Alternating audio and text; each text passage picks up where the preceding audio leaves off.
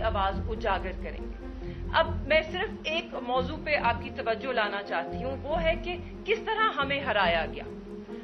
हमें ज्यादा से ज्यादा वोट मुस्तरद करके हराया गया।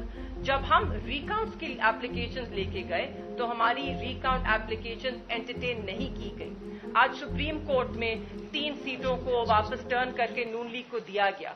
बट हम कहां जाएं? मेरा काजी फायद ईसा चीफ जस्टिस साहब से ये सवाल है कि हमें इंसाफ कौन देगा जिन लोगों की रिकाउंट एप्लीकेशन ही आरओ साहिबान ने गवारा ही नहीं किया कि वो एक्सेप्ट करें। मैं आपको बताना चाहती हूं कि मेरे हलके में 16,500 वोट जो है मुस्तरद किया गया।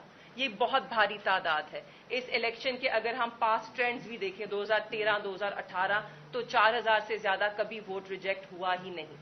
ये 16,500 में से 12,500 एडिशनल रिजेक्टेड वोट है, जो फॉर्म 45 और 47 में फर्क है।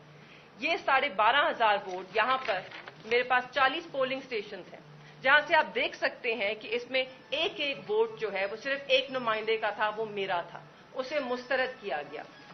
40 पोलिंग स्टेशंस की सारी गेम है। और इसमें सबसे ताज्जुब और हैरत की बात ये कि कुछ पोलिंग स्टेशन है जहां पे 60-60, 50-50 टोटल पोल्ड वोट जो है वो मुस्तरद किया गया।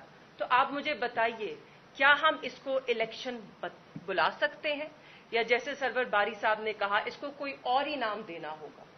ये सवालात मैं आपसे करना चाहती हूं और मुझे उम्मीद है कि आप ये सवालात उठाएंगे।